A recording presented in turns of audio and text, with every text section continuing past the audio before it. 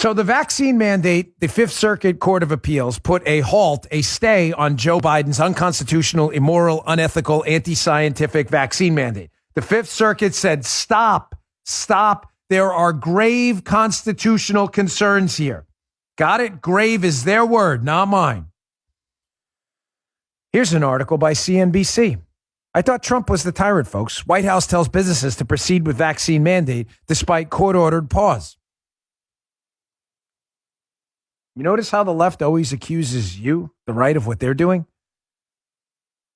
Here's another one. Here's this clown, Malcolm Nance. I unfortunately wound up in a bus with this guy headed back from Politicon where he embarrassed himself in front of my wife and told me and my wife that he has spoken to every black voter in the United States. And then when we doubled down and laughed at him, he insisted it was true.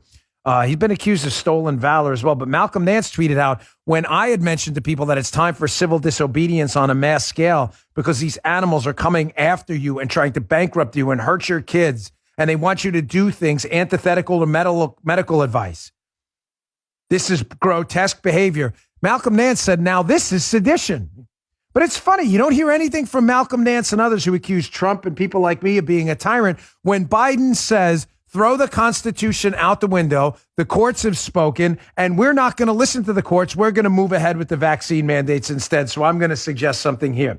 If Biden wants to ignore the Constitution, if he wants to ignore the law, he wants to ignore process, he wants to ignore science, morality, and ethics, then you should ignore him. I am now going to quadruple down on my ask that you engage here in mass civil disobedience against this clearly unconstitutional, immoral, unethical vaccine mandate that could, in some cases, depending on your medical condition and your discussions with your doctor, could in some cases actually harm people. God, man, do not flee. Do not flee. This is the perfect. Yes, for those of you who miss Braveheart, this is not the time to turn and run. This is the time to double down. Stop, man. Do not flee. Please.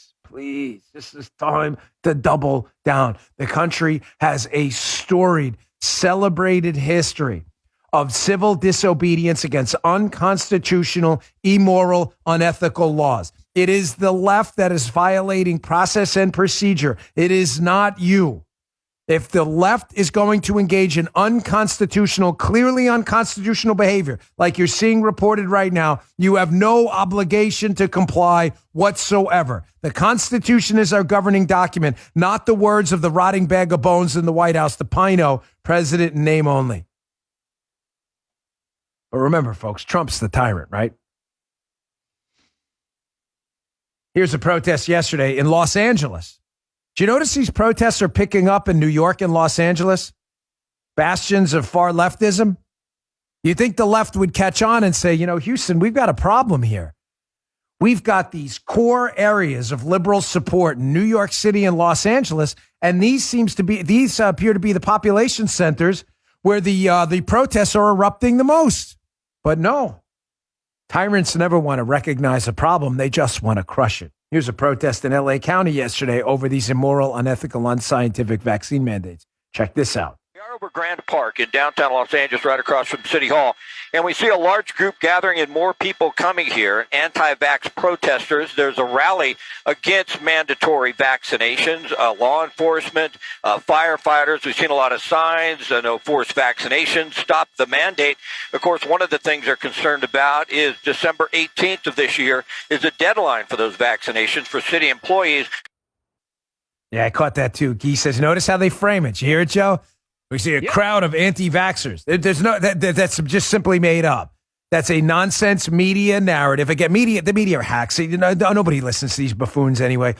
They're not anti-vaxxers. They're anti-mandate. Those are two completely different things.